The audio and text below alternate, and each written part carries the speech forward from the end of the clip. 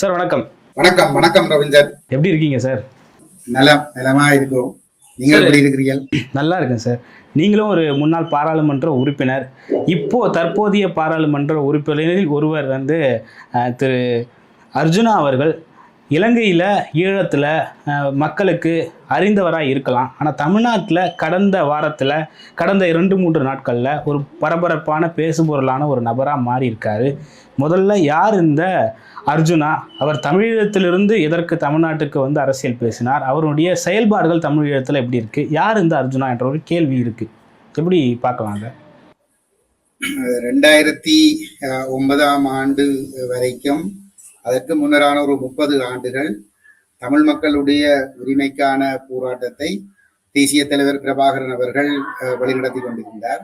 அவருடைய முடிவுகள், செயல்பாடுகள் அனைத்தும் தமிழ் மக்களுடைய நலன் சார்ந்ததாக மட்டுமே இருந்தது. தமிழ் மக்களுக்கு ஒரு பாதுகாப்பான ஒரு தேசத்தை உருவாக்கி கொடுப்பதாக, தமிழ் மக்களுக்கு ஒரு நிலையான அரசியல் தீர்வை ஏற்படுத்தி கொடுப்பதாக, தமிழர்களுடைய தேசம், இறைமை, சுயநிர்ணய உரிமை அங்கீகரிக்கப்பட்ட அடிப்படையிலான ஒரு அரசியல் தீர்வை அடைந்து கொள்வதாக அவருடைய செயல்பாடுகள் மிக நேர்மையாக இருந்தது.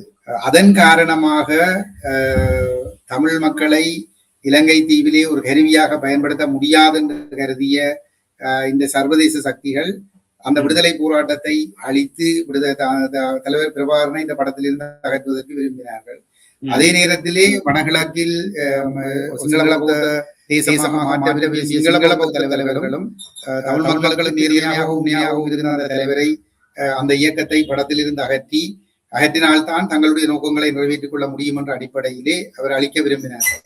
அப்ப சர்வதேச சக்திகளுடைய நலன்களும் சிங்கள பௌத்த ஆட்சியாளர்களுடைய நலன்களும் ஒரு புள்ளியிலே சந்தித்த இடத்திலே ஒருவருக்கொருவர் உதவி செய்து இந்த எங்களுடைய விடுதலை போராட்டத்தை மௌனிக்க செய்துவிட்டு அவர்கள் என்ன செய்கிறார்கள் என்று சொல்லி சொன்னால், 2009 பிற்பாடு தங்களுடைய கருவிகளாக செயல்படக்கூடிய, ஊதுகுழல்களாக செயல்படக்கூடியவர்களை தமிழ் தலைமைகளாக கொண்டு வந்தார்கள்.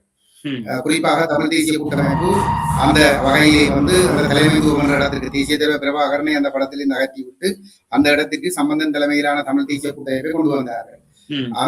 அவர்களை வைத்துக் கொண்டு ஒரு குறிப்பிட்ட அளவு காலம் தங்களுடைய அரசியல் விஷயங்களை நகர்த்தி கொண்டு செல்லக்கூடியதாக இருந்தது. ஆனாலும் அவர்களுடைய செயல்பாடுகளை மக்கள் படிப்படியாக இனங்கண்டு அவர்களை நிராகரிக்க தொடங்கி இருந்த நிலையிலே அவர்கள் ஊடாக தமிழ் தேசியம் பேசி வாக்குகளை பெற்று தமிழ் மக்களை நம்ப வைத்து தமிழ் மக்களுக்காகவே செயல்படுபவர்கள் கொண்டு காட்டி செயல்பட்டு வந்த அவர்களுடைய அந்த முகத்திரைகள் கிழிந்து மக்கள் அவர்களை இனங்கண்டு நிராகரித்த ஒரு நிலையிலே இப்பொழுது அரசு ஒரு புதிய அணுகுமுறையை கையாள தொடங்கி இருக்கிறது.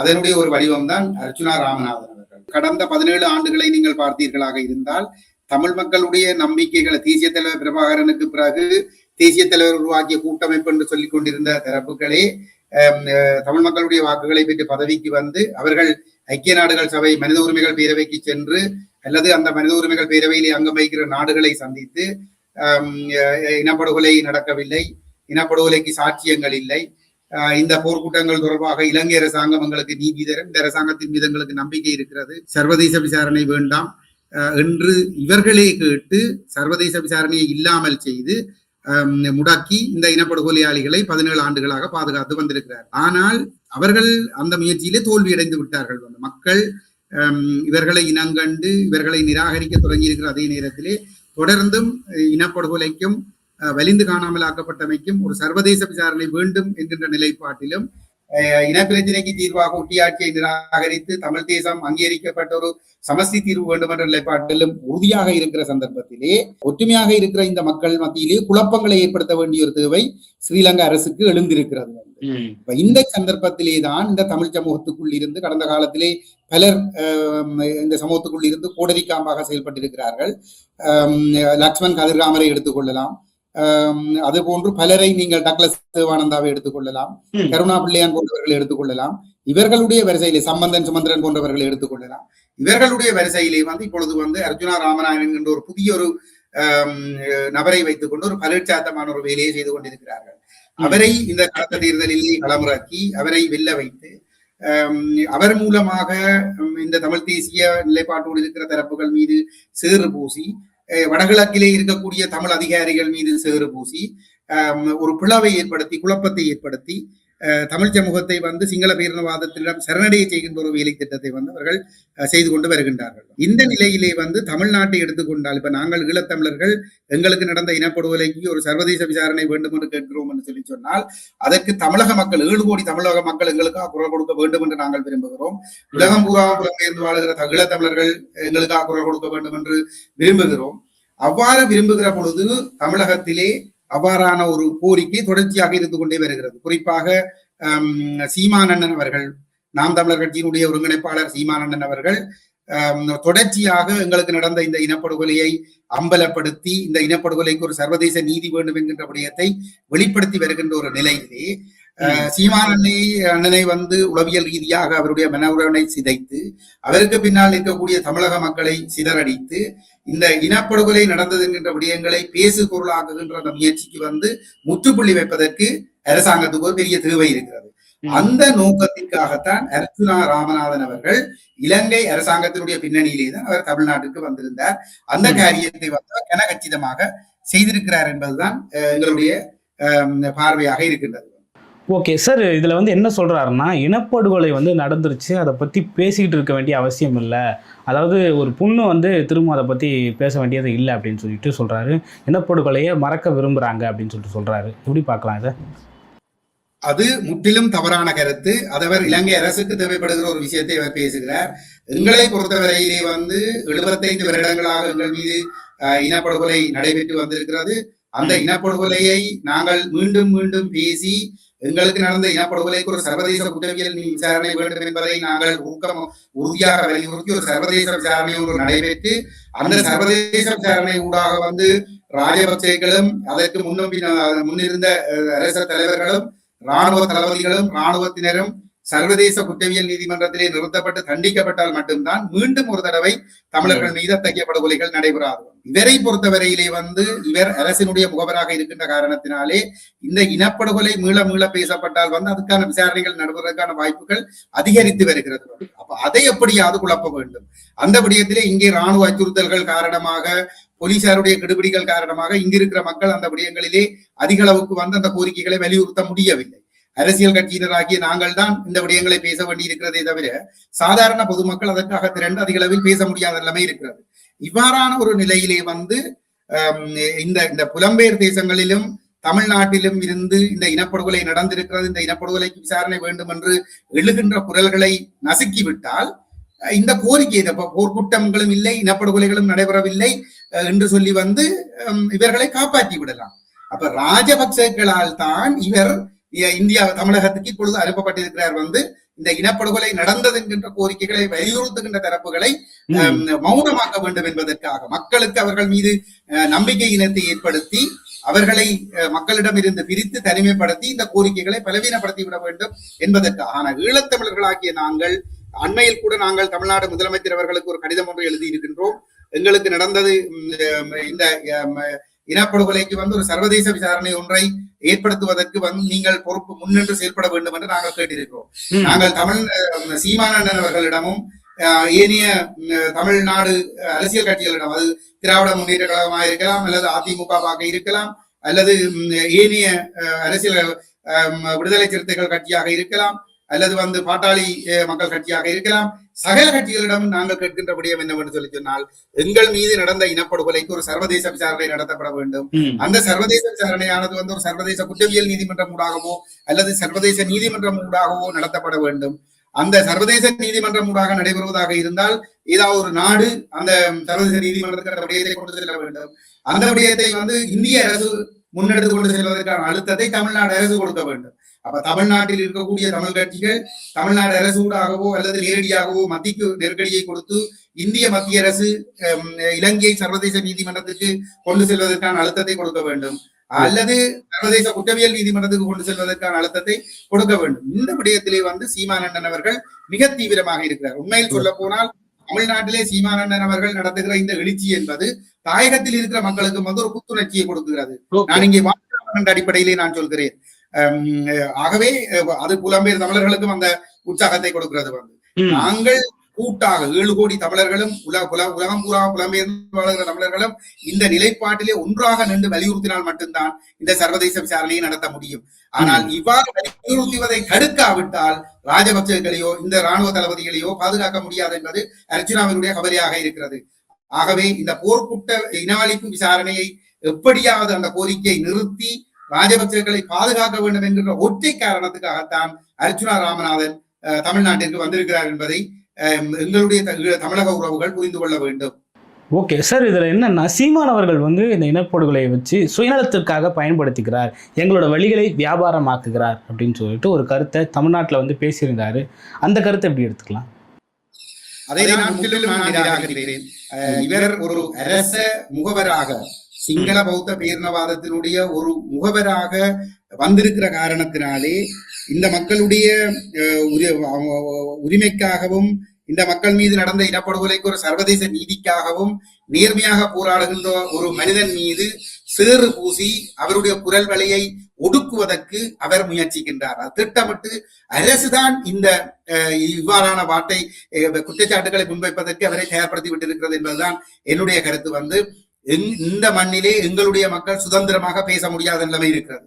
அந்த நேரத்திலே ஈழத்தமிழர்கள் தான் கேட்கிறோம். இந்திய தமிழ்நாட்டில் இருக்கக்கூடிய அரசியல் தலைவர்கள் தான், தமிழ்நாடு அரசாக இருக்கலாம், அல்லது அந்த தமிழ்நாடு அரசிலே இருக்கக்கூடிய பங்காளி அரசு கட்சிகளாக இருக்கலாம், அல்லது தமிழ்நாட்டில் இருந்து அரசியல் செய்கின்ற கட்சி தலைவர்களாக இருக்கலாம். இந்த கட்சி தலைவர்களிடம் ஈழத்தலைவர்கள் தான் கோரிக்கை விடுக்கிறோம், தயவு செய்து வந்து இந்த விடயங்களுக்காக குரல் கொடுங்கள் என்று சொல்லி. இந்த அர்ச்சனா என்கின்ற இந்த அரசாங்கத்தினுடைய முகவருக்கு தெரியாது 70களில் இருந்து இங்கே சிங்கள காடையர்களினால் தமிழ் பெண்கள் பாலியல் வல்லுறவுக்குள்ளாக்கப்பட்ட பொழுது, தமிழர்கள் படுகொலை செய்யப்பட்ட பொழுது இவர்கள் தப்பி ஓடி வந்த இடம் தமிழகம். அந்த இடத்திலே இந்த தமிழக மக்களும் தமிழக தலைவர்களும் தான் எங்களுடைய மக்களுக்கு ஆதரவு கொடுத்திருந்தார்கள். 2009ஆம் ஆண்டு போர் முடிகின்ற பொழுது இலங்கையில் இருந்து சிங்கள பேரினவாத படைகளிடம் இருந்து அந்த கொலைகளில் இருந்தும் சித்திரவதைகளில் இருந்தும் தப்பித்து பல்லாயிரக்கணக்கான போராளிகளும் பொதுமக்களும் தமிழ்நாட்டிற்கு வந்த பொழுது அவர்களுக்கு அடைக்கலம் கொடுத்தவர்களிலே வந்து சீமான் அன்னைக்கும் ஒரு பெரிய பங்கு இருக்கிறது. ஏனைய தலைவர்களும் கட்சிகளும் மக்களும் அதனை செய்திருந்தாலும் ஈழ அரசியலை பேசுறாரு. ஆனா அந்த ஈழ மக்களுக்காக இது வரைக்கும் எதுவுமே பண்ணதில்லை, வெறும் அரசியலை மட்டுமே பேசி ஆதாயத்துக்காக பேசுறாரு. என்னை பொறுத்தவரை ஒரு பொழுதும் வந்து சீமான் தன்னுடைய அரசியல் லாபத்துக்காக செயல்படுவதாக நான் சொல்ல மாட்டேன். எங்களுடைய கோரிக்கையின் அடிப்படையில் சீமான் எங்களால் இங்கிருக்க மக்கக்கூடிய மக்களால் பேச முடியாத ஒரு விடயத்தை துணிந்து தொடர்ச்சியாக பேசி வருகின்றார். அந்த வகையிலே வந்து நாங்கள் தொடர்ந்தும் அவரிடம் எதிர்பார்க்கின்றோம், இந்த பணியை அவர் நிறுத்திவிடக் கூடாது. இலங்கை அரசாங்கத்தினுடைய முகவர், அரசாங்கத்தினால் தயார்படுத்தப்பட்டு அனுப்பப்பட்டிருக்கக்கூடிய ஒரு முகவருடைய இந்த பேச்சுக்களை காரணமாக கொண்டு நீங்கள் சோர்வடைந்து ஒதுங்கிவிடக் கூடாது என்பது எங்களுடைய ஒரு தாழ்மையான வேண்டுகோள். இதுல வந்து இலங்கை அரசனோட முகவரா இருந்தாலும் தமிழ் மக்களுடைய பிரதிநிதி தானே சார், அவரும் ஒரு ஈழத்தமிழர் தானே. இந்த குலத்தை கெடுக்கும் கோடரிக்காம்பு என்று சொல்லி தமிழர்களிடம் ஒரு பழமொழி இருக்கிறது, உங்களுக்கு தெரியும் தானே? குலத்தை கோடரிக்காம்பு என்று சொல்லி சொன்னால் தன்னினத்தை அழிப்பதற்கு துணை போகிற அந்த கோடாரி பிடி, அது போன்றவர் தான் ராமநாதன். அது தமிழ் சமூகத்துக்குள் இருந்து பதவிகள், பணங்கள் மற்றும் பல்வேறுபட்ட வக்கிர மனப்பான்மை உள்ளவர்களை உலகில் எல்லா உளவுத்துறைகளும் எல்லா ஏகாதிபத்தியவாதிகளும் இவ்வாறானவர்களை ஒவ்வொரு சமூகங்களுக்குள் இருந்து இனங்கண்டு அவர்களை பயன்படுத்துவது வழமை. அப்படிப்பட்ட ஒரு மிகவும் வக்கிர குணம் கொண்ட ஒரு சமூக விரோதி, ஒரு தேச துரோகி தான் அர்ஜுனா ராமநாதன் என்பது என்னுடைய கருத்து. அண்மையிலே வந்து அவருடைய சொந்த கிராமத்திலே, யாழ்ப்பாணம் மாவட்டத்திலே சண்டிலிப்பாய் பிரதேச செயலாளர் பிரிவிலே விளான் என்கின்ற இடத்திலே ஒரு பெண்ணுடன் ஒரு காணி தகராட்டிலே தன்னுடைய தனிப்பட்ட பாதுகாப்பிற்காக வழங்கப்பட்ட துப்பாக்கியை எடுத்து அந்த பெண்ணை நோக்கி சுடுவன் போடி வெளியே என்று சொல்லி அச்சுறுத்திய கொலை மிரட்டல் விடுத்த ஒரு காட்சியை நீங்கள் பார்த்திருப்பீர்கள். இந்த மனநிலை எதை வெளிப்படுத்துகிறது? இந்த 35 ஆண்டுகால போராட்டத்திலே எதிரிகள் கூட ஒரு விடுதலை போராளியை பார்த்து சொன்னது கிடையாது, வந்து சாதாரண பொதுமக்களை துப்பாக்கி முனையில் புலிகள் அச்சுறுத்தினார்கள் என்று சொல்லி. அந்த விடுதலை போராட்ட மெரவிலேயே இருந்திருக்க முடியாத ஒரு விடயம். இவர் தேசிய தலைவருடைய பெயரையும் அந்த போராட்டத்தினுடைய பெயரையும் வார்த்தைக்கு 100 தரம் உச்சரித்துக் கொண்டு இன்று சிங்கள பேரினவாதத்தினுடைய செல்ல பிள்ளையாக இருந்து கொண்டு அவர் அவ்வாறான அதுவும் என்ன இன்னொருவருடைய காணியை அடாத்தாக கைப்பற்றுவதற்காக அந்த பெண்ணை அச்சுறுத்தி வெளியேற்றிய ஒரு சம்பவம் நடைபெற்றிருக்கிறது. அந்த சம்பவம் நடைபெற்ற பிறகு துப்பாக்கியை காட்டி மிரட்டியதற்காக கைது செய்யப்பட்டிருக்க வேண்டிய அர்ஜுனா ராமநாதன் கைது செய்யப்பட்டிருக்கவில்லை. ஆனால் பாதிக்கப்பட்ட பெண், அந்த பெண்ணை இவர் தாக்கி இருக்கிறார். இவர் தாக்கிய காரணத்தினால் தான் அந்த பெண் கேட்கிறார், நீ எப்படி என் மீது கை வைப்பாய் என்று கேட்டு வந்து அவரை திருப்பி தாக்க முற்படுகிறார். அப்படிப்பட்ட ஒரு சந்தர்ப்பத்திலே இளவாலை போலீசார் அர்ச்சுனாவை கைது செய்யாமல் அந்த பெண்ணை கைது செய்திருக்கிறார்கள் என்று சொல்லி சொன்னால் எவ்வளவு தூரம் இவர் இந்த சிங்கள ஆட்சியாளர்களுடைய செல்ல பிள்ளையாக இருக்கிறார் என்பதனை நீங்கள் எல்லோரும் தெளிவாக புரிந்து கொள்ளக்கூடியதாக இருக்கும். அது மட்டுமல்ல, கடந்த 25ஆம் ஆண்டிலே ஜனவரி மாதம் 31ஆம் தேதி இந்த அனுரகுமார சேனாயக்க ஜனாதிபதியாக பதவியேற்று 3வது மாதம் அவர் யாழ்ப்பாணத்திற்கு வருகிறார். யாழ்ப்பாணத்திலே வந்து யாழ்ப்பாணம் மாவட்ட செயலகத்திலே வந்து ஒரு ஒருங்கிணைப்பு குழு கூட்டம் அவருடைய ஜனாதிபதி தலைமையிலே நடைபெறுகிறது. அப்ப இங்கே கிட்டத்தட்ட 6000க்கும் மேற்பட்ட ஏக்கர் நிலங்கள் இராணுவத்தினருடைய ஆக்கிரமிப்பிலே இருக்கின்றது. அந்த நிலங்கள் விடுவிக்கப்பட வேண்டும் என்ற கோரிக்கை மக்களால் தொடர்ச்சியாக முன்வைக்கப்பட்டு வருகின்ற நிலையிலே முக்கியமாக காங்கேசன்துறை துறைமுகத்திற்கு அண்மித்த பகுதியிலே தையிட்டி என்கின்ற ஒரு கிராமம் இருக்கிறது. அந்த கிராமத்திலே கிட்டத்தட்ட 150 பரப்பு காணிகள் ஸ்ரீலங்கா இராணுவத்தினரால் சட்டவிரோதமாக கையகப்படுத்தப்பட்டு அங்கே ஒரு சட்டவிரோதமான விகாரை ஒன்று கட்டப்பட்டிருக்கிறது. அந்த விகாரை அகற்றப்பட்டு காணிகள் விடுவிக்கப்பட வேண்டும் என்ற கோரிக்கை அந்த காணி உரிமையாளர்களாலே வந்து கடந்த பல வருடங்களாக வலியுறுத்தப்பட்டு வருகிறது. இந்த வகையிலே வந்து கடந்த 2023ஆம் ஆண்டு மே மாதத்தில் இருந்து அந்த விகாரை அகற்றப்பட்டு காணிகள் விடுவிக்கப்பட வேண்டும் என்ற கோரிக்கையோடு கஜேந்திரகுமார் பொன்னம்பலம் தலைமையிலான எங்களுடைய கட்சி அந்த மக்களோடு நின்று போராடி வருகிறது. வீதியிலே நின்று கிட்டத்தட்ட 23 மே என்று சொன்னால் 3 வருடங்களாக நாங்கள் போராடி வருகின்றோம். இவ்வாறு போராடி வருகின்ற நிலையிலே ஜனாதிபதி அனுரகுமார சேனாயக்க தேர்தல் காலத்திலே சொல்லியிருந்தார், மக்களுடைய காணிகள் மக்களுக்கு கையளிப்போம் என்று சொல்லி இந்த விகாரைகள் கட்டப்பட்டது எல்லாம் வந்து ஒரு கடந்த முன்னிருந்த ஆட்சியாளர்களின் இனவாத செயல்பாடு. நாங்கள் இனவாதத்துக்கு இடமளிக்க மாட்டோம், நாங்கள் காணிகளை விடுவிப்போம் என்று சொல்லித்தான் பதவிக்கு வந்திருந்தார்.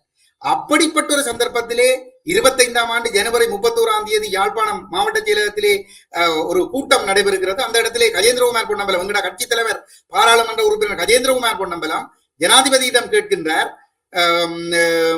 ஜனாதிபதி அவர்களே, தையிட்டியிலே மக்களுடைய காணிகள் சட்டவிரோதமாக ஆக்கிரமிக்கப்பட்டு சட்டவிரோதமாக ஒரு விகாரை அமைக்கப்பட்டிருக்கிறது, அதை அகற்றப்பட்டு காணிகள் மக்களிடம் கையளிக்கப்பட வேண்டும் என்று.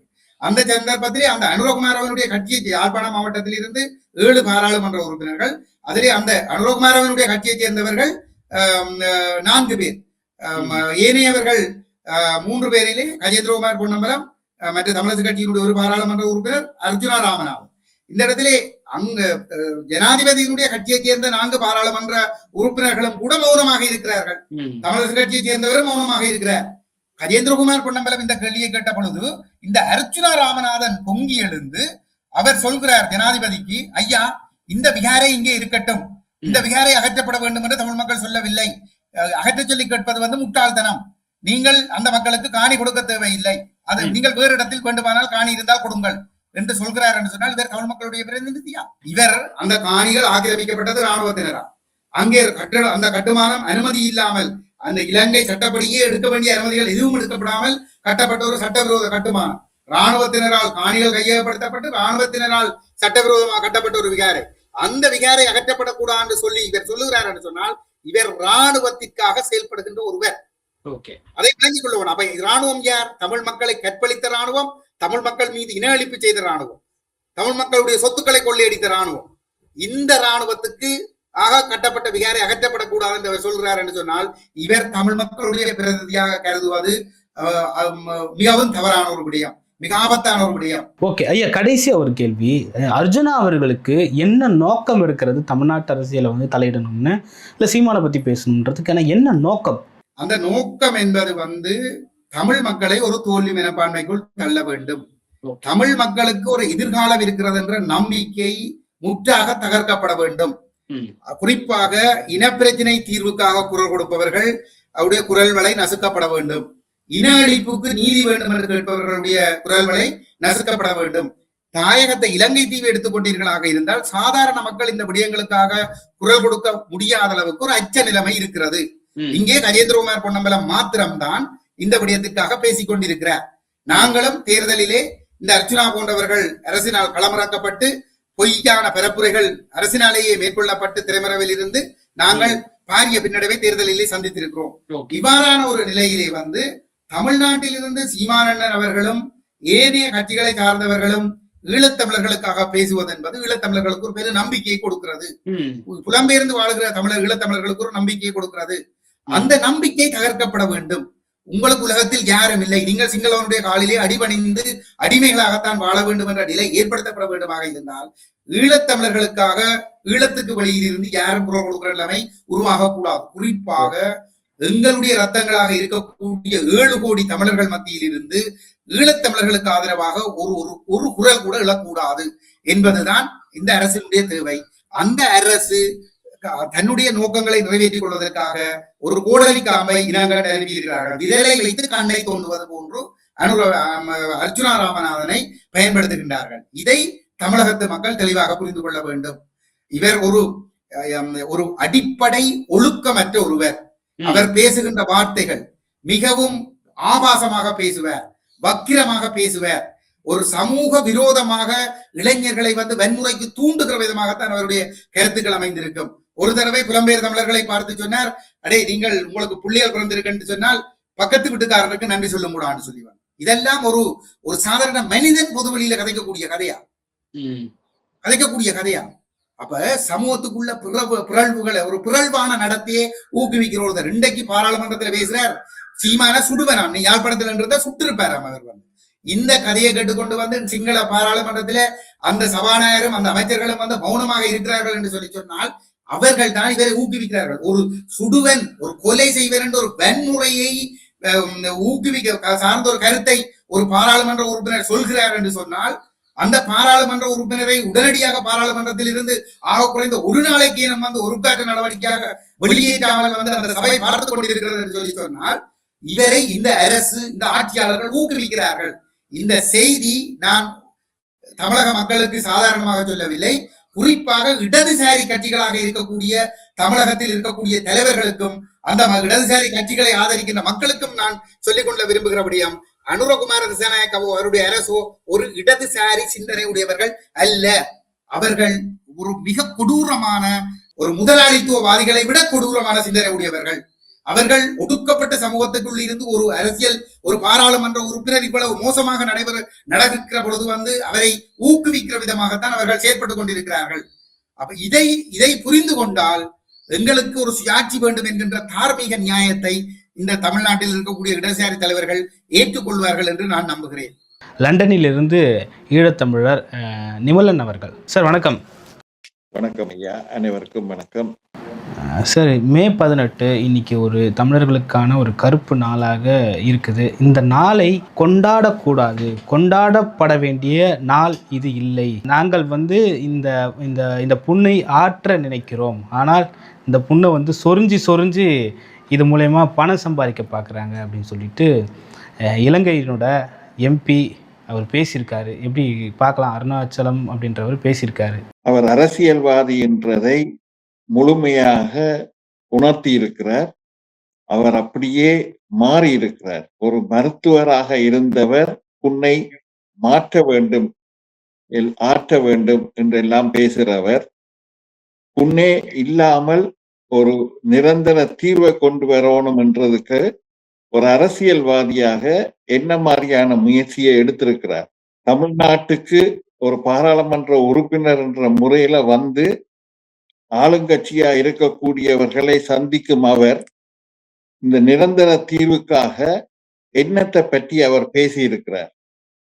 இதை கொண்டாடுறோமா இல்லாட்டி நினைவு கூர்றோமா என்ற வித்தியாசப்படுத்தி அதை ஆட்சியாளர்களுக்கு சொல்ல முடியாதவராக இருப்பவர் எந்த வகையில் இந்த வலி சுமந்த நாட்களில் இந்த மாவீரர்களையும் இந்த அநியாயமாக கொல்லப்பட்ட பொதுமக்களையும் நினைவு கூறுவதும் பட்டி தொட்டு எல்லாம் கொண்டு போய் சேர்ப்பவர்கள் யார் என்பதை உணராமல் தன்னுடைய இனத்தை சரியாக அடையாளம் கண்டு அது நிரந்தர தீர்வை நோக்கி பயணிக்கிறதை விட்டுவிட்டு எடுத்து சொல்வதை மறக்கோணும் என்று கூறுபவர்களை எப்படி சொல்வது? இன்றைக்கு தமிழ்நாடு மட்டுமல்ல, உலகத்திலேயே தமிழருடைய அடையாளத்தை மறைய விடாமல் தங்களுக்கான வரலாற்றுகளை நடந்ததை நடந்தவாறு உலகத்துக்கு சொல்லிக் கொண்டிருப்பவரில் முதன்மை இடம் பெற்றிருப்பவர் செந்தமிழன் சீமான் அவர்கள். அவர் ஒரு அரசியல்வாதியாக, அரசியல் கட்சியாக பதிவு செய்யப்பட்டிருக்கிற நாம் தமிழர் கட்சி ஒரு முழுமையான ஒரு போராளியாக, ஒரு போராட்ட களத்தில், அரசியல் களத்தில், தமிழீழத்தை நோக்கிய பயணத்தில் அதனுடைய வலுவான சக்திகளையும், படைப்புகளையும், படைகளையும், தளபதிகளையும், அந்த இனப்படுகொலை செய்யப்பட்ட அந்த மக்கள், அவர்கள் வேறு ஒரு காரணத்துக்காகவும் இனப்படுகொலை செய்யப்படவில்லை. தமிழர் என்ற ஒத்த காரணத்துக்காக அழிக்கப்பட்டிருக்கிறார்கள். இந்த அடையாளங்களை எல்லாம் மறைச்சு விடணும் என்று சொல்பவர்களை எப்படி சொல்வது? இதை தொடர்ச்சியாக நினைவுபடுத்தி எங்களுக்கான நிரந்தர தீர்வை நோக்கி பயணிக்க வேண்டும், நிரந்தர தீர்வு வரணும் என்று இன்று வரைக்கும், என்றும் அந்த இலக்கை அடையும் வரைக்கும் தொடர்ச்சியாக தன்னுடைய நலனை பார்க்காமல், தன்னுடைய ஆபத்துகளை யோசிக்காமல், இந்த மக்களுக்கு தொடர்ச்சியாக குரல் கொடுத்து கொண்டும் போராடி கொண்டும் மாவீரர் நாள், முள்ளிவாய்க்கால் நாள், இந்த இரு தினங்களும் ஒரு அரசியல் களத்தில் ஒரு பொது விடுமுறை பெற்று அதற்கான நாட்களாக அறிவிப்பு செய்வோம் என்று சொல்லி அந்த அரசியல் களத்தை நகர்த்தி கொண்டிருப்பவரை மதிக்காட்டிலும் குறைத்து சொல்லாமல் இருப்பது இப்படி போட்டவர்களுக்கு நல்லது என்பது என்னுடைய கருத்து. இவர்கள் இலங்கை இராணுவத்தாலும் இலங்கை அரசாங்கத்தாலும் வேறு பல சக்திகளாலும் சொல்லப்படுபவரை சொல்வதை அப்படியே ஒப்பிக்கிறார்களாதான் நான் பார்க்கிறேன்.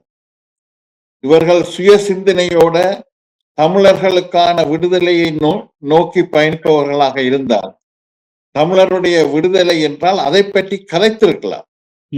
அதை பற்றியே இந்த நினைவு நாட்களில் கதைக்காமல் தீர்வை பற்றி எதுவும் சொல்லாமல், இந்த நினைவு நாட்களை பற்றி எந்த ஒரு கருத்துகளும் சொல்லாமல், அதை பற்றி பேசுபவர்களை கிண்டல் செய்வதும், நக்கல் செய்வதும், நையாண்டி செய்வதும், ஒரு கோமாளி கூத்தாக மாற்றுவதும், இப்படியான மடைமாற்றங்கள் செய்பவர்களை வன்மையாக கண்டிப்பது மட்டுமில்லை, வரலாறு இவர்களை தண்டிக்கும். இன்று வந்து திரு எம்பி அர்ஜுனா அவர்கள் என்ன சொல்றாருன்னு பார்த்தீங்கன்னா, அதை பேசி இது வரைக்கும் பணம் மட்டுமே சம்பாரிச்சிருக்காங்களே தவிர அந்த மக்களுக்கு எந்த விதமான நலன்களும் செஞ்சதில்லை. மக்களுக்காக யார் பணம் சம்பாதிக்கிறார்கள் என்று மக்களே உணர்வார்கள். என்று இவர் என்ன மாதிரியான வேலைகளை செய்கிறார் என்பதை நாங்கள் அதை விமர்சிக்க வேண்டிய தேவை எங்களுக்கு இல்லை. இவருக்கு தான் ஃபேமஸ் ஆகணும் என்றதுக்காக, பேசுபொருள் ஆகணும் என்றதுக்காக வாய்க்கு நாக்குல நரம்பில்லாமல் எதையும் பேசி போட்டு போகலாம். ஆனால் இன்று பெரிய ஒரு அரசியல் கூட்டங்களையும் மாநாடுகளையும் நடத்துவது என்பது சாதாரண விடயங்கள் அல்ல. ஆனால் இருந்த பொழுதும் தேர்தல் களத்தில் திருச்சி மாநாட்டை பார்த்தீர்கள் என்றால் எப்படி நடந்தது? மாவீரர் நாளுக்கான பொதுக்கூட்டம் எப்படி நடந்தது?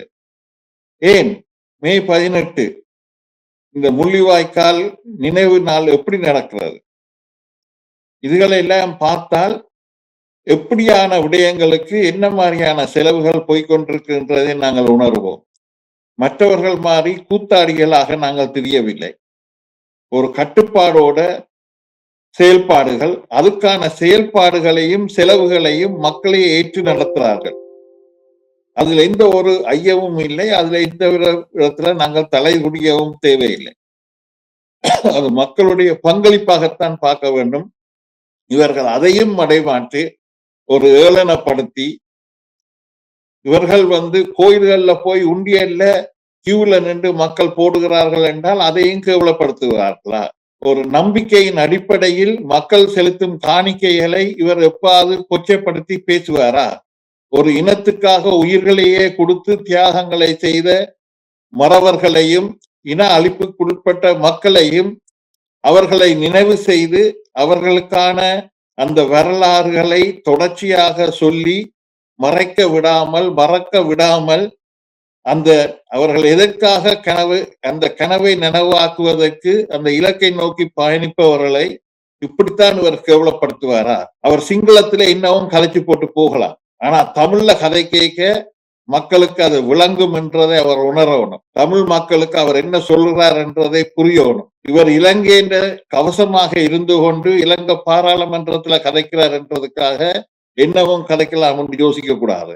இல்லாட்டி ஆக்கிரமிப்பாளர்களுடைய கவசம் தன்னை சுற்றவரை இருக்கின்ற தைரியத்தில் என்னவும் கதைக்கலாம் என்று யோசிக்க கூடாது. இல்லை, எங்களுக்காக உயிர் கொடுத்தவர்கள் திருப்பி மீண்டு வந்து போராட்டம் நடத்த மாட்டார்கள் என்பதற்காக என்னவும் கதைக்கலாம் என்று பேசக்கூடாது.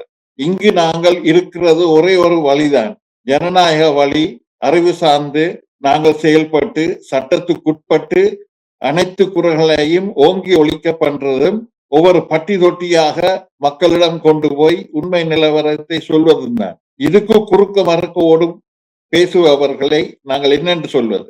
ஓகேங்க. ஒரு கேள்வி என்னன்னா, அவர் சொல்றாரு எங்களுடைய வழிகளை வைத்து வியாபாரம் பார்த்தவர்கள், அதெல்லாம் எப்படி புரிஞ்சுக்கலாம்? தமிழ்நாட்டில் நாம் தமிழர்ன்ற ஒரு இயக்கம் இங்கே வந்து ஈழத்தை பேசிகிட்டு இருக்காங்க. அந்த நேரத்தில் இத்தகைய வார்த்தைகள் பேசுகிறத எப்படி புரிஞ்சுக்கலாம்? அதுவும் தேர்தலுக்கு பிறகு முதல் நாளாக சீமான் அவர்கள் மே 18 மாநாட்டில் பேச போகிறாரு. இந்த நேரத்தில் அந்த பேச்சுக்களுக்கு முன்னாடியே அவர் மேலே பல அவதூறுகளை தமிழ்நாட்டில் வந்து இலங்கையினுடைய எம்பி அர்ஜுனா அவர்கள் பரப்பியிருக்காரு. இது எப்படி எடுத்துக்கலாம்? சேரறிபவர்கள் எதற்காக சேரறிவார்கள் என்பது நன்கு அறிந்து செய்கிறார்கள். அவர்கள் தங்களுடைய கவசம் என்ன என்பதை நன்கு உணர்ந்து செய்கிறார்கள். ஆளும் வர்க்கமும் இராணுவமும் உளவும் சேர்ந்து இவருக்கு சொல்லப்பட்டதை சொல்லி செய்கிறார். என்னை பொறுத்தவரையில இவர் ஒரு கூலியாத்தான் செயல்படுகிறார். தமிழர்களுடைய பிரதிநிதியாக எந்த ஒரு இடத்திலையும் இவர் செயல்படுத்தே இல்லை.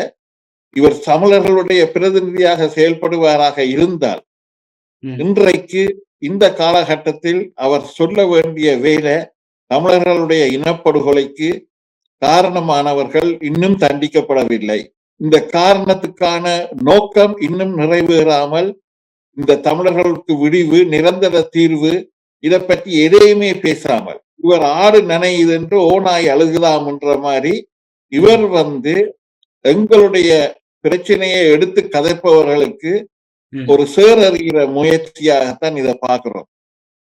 இங்க யாருமே வந்து கோடீஸ்வரராக இருந்து கொட்டி கொடுக்கவில்லை. உழைத்து வேர்வை சிந்து நேரத்தை செலவழித்து காசை செலவழித்து செயல்படுபவர்கள் இந்த மாநாடை நடத்துறது, பொதுக்கூட்டத்தை நடத்துறது ஒன்றும் இங்க கூத்தாட வரவில்லை. அங்கு வந்து மாவீரர்களையும் மறவர்களையும் இந்த நடந்த சம்பவங்களையும் வரலாற்றுகளையும் கண்முன் கொண்டு வந்து நிறுத்துற வேலையைத்தான் இந்த செலவுகள் எல்லாம் செய்வது. அந்த செலவுகளை கொச்சப்படுத்தி இவர்கள் வியாபாரம் பண்றார்கள் என்று சொல்லுவார்கள். ஆனால் இவர்களுக்கான அந்த தகுதி இவர்கள் இழந்து விடுகிறார்கள். எப்படி பல ஊடகங்கள் வந்து கொச்சத்தனமா வெக்கமே இல்லாமல் தங்களுடைய பொறுப்பு உணராமல் பொய்யை முழுமையாக கட்டமைத்து விடுகிறதோ, அதே மாதிரி இன்றைய உலக ஒழுங்கு எப்படி உலக போர்கள் வந்து ஒவ்வொரு சேனல் மூலமாகவும் அந்த பொய்யும் பிரட்டும் நாங்கள் உணர்கிறோம்.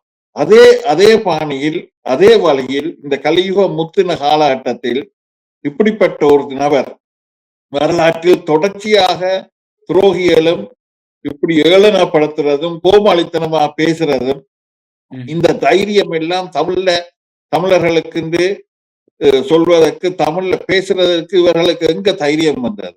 இவர்களுக்கான கட்டாயமான அந்த வரலாறு என்பது அவர்களுக்கு ஒரு கட்டம் திணியும், அவரை நோக்கி பாயும். கடைசியா எனக்கு ஒரே ஒரு கேள்வி என்னன்னா, அவர் வந்து ஒரு மாதத்துக்கு முன்னாடி ராஜபக்சேவும் நமல் ராஜபக்சேவும் என்னுடைய தாய் தந்தை போல் என்று சொன்னாருன்னு ஒரு செய்திகள் சொல்லப்படுது. அது எந்த அளவுக்கு உண்மை? அதை நீங்க எப்படி பாக்குறீங்க? இன்றைக்கு நமல் ராஜபக்ச மகன் வந்து முதலாவது நபராக முதலமைச்சருக்கு வாழ்த்து தெரிவிக்கிறார்.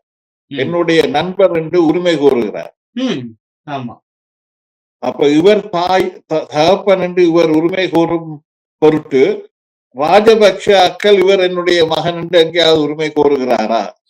இந்த இடத்துல பார்க்கணும் எப்படி ஒரு முக்கோண ஒற்றுமை பிறக்கிறது. அவர்களுக்கு என்ன கூறுவோம், எதுக்கு கூறுவோம் என்பதெல்லாம் முக்கியம் இல்லை. ம். ஆனா ஓடுற இதுல குட்டையில மீன் பிடிக்கணும், ஓகே. குழப்பி விட்டுறணும். ஓகே. மக்களை குழப்பி சந்தர்ப்பத்தை பயன்படுத்தி அவர்கள் எப்படியான பொய்யையும் சொல்வார்கள், எப்படியான ஓகே. விடயங்களையும் செய்வார்கள். ம். இவர்கள் தமிழீழ கனவையும் தமிழருடைய தமிழ் தேசிய பற்றையும் தமிழன் என்ற அந்த உணர்வையும் ம். எங்களுக்கான இடத்தை எப்படியும் அழித்து விட வேண்டும். ஓகே. திராவிடம் அழிந்தது என்பது உண்மை, அழிக்கப்பட்டது என்பது உண்மை. ஓகே. இந்த தேர்தல் மூலமாக நிரூபிக்கப்பட்ட ஒரு முக்கியமான நல்ல விடயம் ம். மாற்று அரசியல் என்பது கொண்டு வரப்பட்டிருக்கிறது. ம். அந்த மாற்று அரசு கோர்ப்பரேட் அரசியலாக மாறி இருக்கும் இந்த காலகட்டத்தில் ம். அந்த மாற்றம் என்பது தமிழ் தேசியத்தை நோக்கி தமிழர் நலன் சார்ந்து இருக்க வேண்டும் என்று சீமான் முழுமையாக போராடி கொண்டிருக்கிறார். அதே நேரத்தில் உண்மைகளை மறைக்காமல், எங்களுக்கான உரிமைகளை விட்டு கொடுக்காமல், அதை உரத்து சொல்லிக்கொண்டே அதை செய்ய பார்க்கிறார். அதுக்கு இடையில அது எங்க எப்படி தமிழக புதிய முதலமைச்சர் சீமான் அண்ணையோட சொல்லுக்கு கட்டுப்பட்டு விடுவாரோ என்ற அந்த ஐயத்தின் வெளிப்பாடுதான் அவசரமாக இந்த ஓகே. சேரறிதலும் இப்படியான தமிழர்களுக்கு எதிரான செயல்பாடுகளை செய்வதும் ஏவிவிடப்படுவதும் இலங்கையிலிருந்து ஸ்ரீலங்கா அரசாங்கம், ஸ்ரீலங்கா இராணுவம், உளவுகள் இப்படியான ஒரு பின்னி பிணைந்த ஒரு சாம்பாரா இருக்கிற பிரச்சனையை கூழாக்குற வேலையை செய்து கொண்டிருக்கிறார்கள் இந்த கூழ் முட்டை எறியப்பட வேண்டியவர்கள். ஓகேங்க ஐயா. ஓகே. பல்வேறு கருத்துக்களை பகிர்ந்து கொண்டீங்க. மற்றும் ஒரு காலம் சந்திக்கும். நன்றிங்க ஐயா. நன்றி. நாங்கள் தமிழர்கள் என்ற ஒரே காரணத்துக்காக அழிக்கப்பட்ட இனம். 50,000 மாவீரர்கள் விதைக்கப்பட்டு அத்திவாரம் போடப்பட்டு விட்டது. இந்த தமிழீழம் என்ற இந்த கனவு நனவாகிறதுக்கு அனைவரும் சேர்ந்து பாடுபடுவோம். நாம் தமிழர், நாமே தமிழர். தமிழரின் தலைவிதி தமிழரின் கையில், தமிழரின் தாகம் தமிழர் தாயகம். நன்றி, வணக்கம்.